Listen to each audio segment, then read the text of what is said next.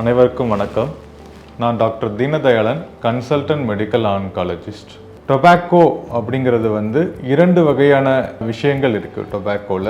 ஒன்று PT cigarette அந்த மாதிரி புகைப்பான்கள். இன்னொரு வகையான டொபாக்கோ வாயில் போட்டு மெல்லக்கூடிய பான் வகையிலான புகையிலை. இந்த டொபாக்கோவில் 7000த்துக்கும் மேலே வேதிப்பொருட்கள், கெமிக்கல்ஸ் இருக்குது.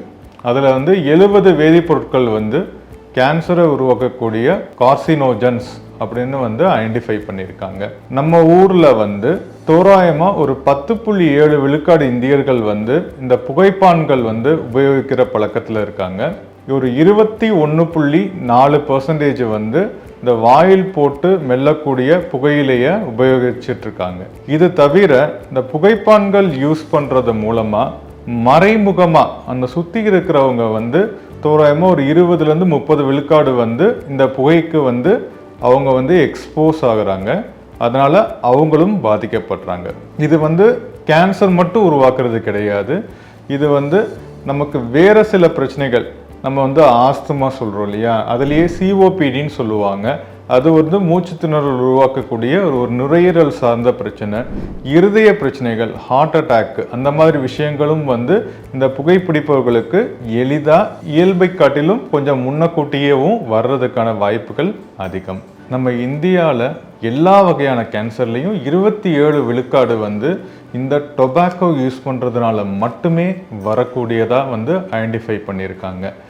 நம்ம டொபாக்கோ யூஸ் பண்ணுறவங்க 6-10 வருடங்கள் டொபாக்கோ யூஸ் பண்ணாதவரை விட முன்னக்கூடியே இறக்க நேரிடுது அப்படின்னு ஒரு தரவும் இருக்கிறது. நம்ம வருஷத்துக்கு 12 லட்சம், ஆல்மோஸ்ட் 1.2 மில்லியன் இந்தியன்ஸ் இந்த டொபாக்கோ யூஸ் பண்ணுறதுனால இறக்க நேரிடுது.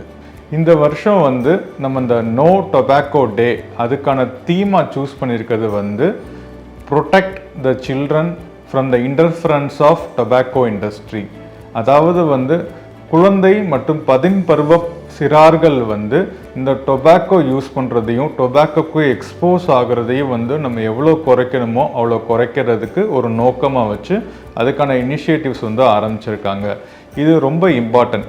ஏன் அப்படின்னா இந்த இளம் பருவத்தில் அவங்களுக்கு டொபாக்கோ யூஸ் பண்ணுறது ஒரு அடிக்ஷன் கிரியேட் பண்ணுறதுக்கான வாய்ப்புகள் அதிகம்.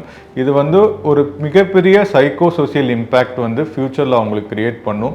ஸோ சிறு வயசுலேயே அவங்களுக்கு தேவையான நெறிமுறைகளை கற்பிக்கணும். ஒருவேளை அவங்களுக்கு ஒரு அடிக்ஷன் இருக்குது அப்படின்னா அதுலேருந்து வெளியே வர்றதுக்கான வாய்ப்புகளும் நம்ம கொடுக்கணும். இ சிகரெட் நிறைய பேர் என்ன நினச்சிக்கிறாங்கன்னா, அந்த புகை பிடிக்கிறதுனால வர கிக்கு கிடைக்கும், பட் சிகரெட்லேருந்து வர்ற பிரச்சனைகள் இருக்காது அப்படின்னு நினச்சிக்கிறாங்க.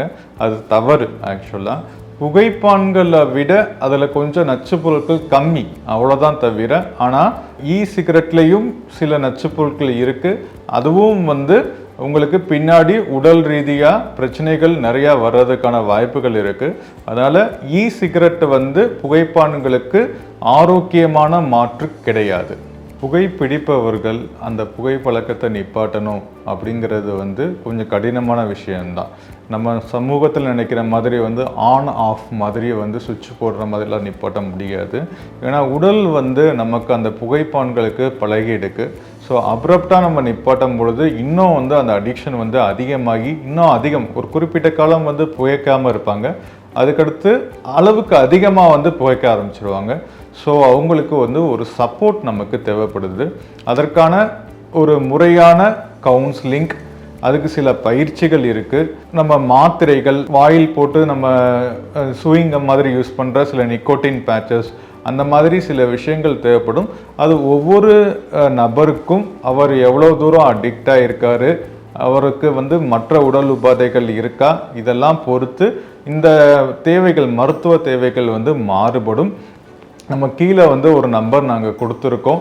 இதை யூஸ் பண்ணி நீங்கள் எங்கள் மருத்துவரோட ஆலோசனை கேட்டுக்கிட்டு நம்ம படிப்படியாக இந்த புகைப்பழக்கத்திலேருந்து மீண்டு வர முடியும்.